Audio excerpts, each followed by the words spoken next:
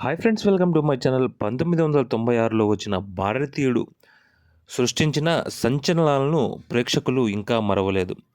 Shankar, grandeur, Kamal Haasan నటన, రెహమాన్ సంగీతం, ఇలా ప్రతి ఒక్క అంశం ఇప్పటికీ తెలుగు, తమిళ ప్రేక్షకుల మెదళ్ళలో మాత్రం కాదు, మనసుల్లోనూ మెదులుతూనే ఉంది. ఆ చిత్రానికి స్వీక్వెల్గా దాదాపు 18 ఏళ్ళ తర్వాత విడుదలైన చిత్రం భారతీయుడు 2. ఈ సీక్వెల్కు సంగీతం అనిరుద్ అందించడం విశేషం. మరి ఈ సీక్వెల్ ఆడియన్స్ను ఏ మేరకు ఆకట్టుకుందో ఇప్పుడు ఈ వీడియోలో మనం చూద్దాం. వీడియోలోకి వెళ్ళే ముందు మీరు కానీ మా ఛానల్ని మొదటిసారి కానీ చూస్తుంటే దయచేసి తప్పనిసరిగా సబ్స్క్రైబ్ చేసుకోండి. అలాగే వీడియోని ఒక లైక్ చేస్తే 10 మందికి అయితే రీచ్ అవుతుంది.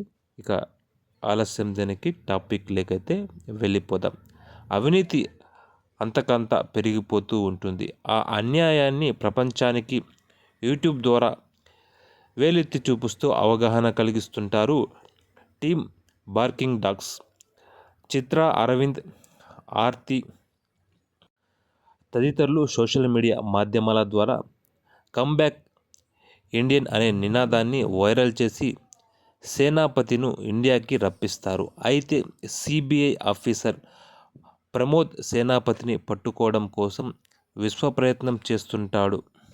సేనాపతి టార్గెట్ ఎవరు? అక్రమాలు లేని భారతదేశాన్ని సాధించడం కోసం భారతీయుడు మొదలుపెట్టిన రెండో స్వతంత్ర ఉద్యమం ఎలా ముందుకెళ్ళింది అనేది తెలియాలంటే భారతీయుడు 2 చూసి భారతీయుడు 3 వచ్చే వరకు అయితే వెయిట్ చేయాల్సిందే.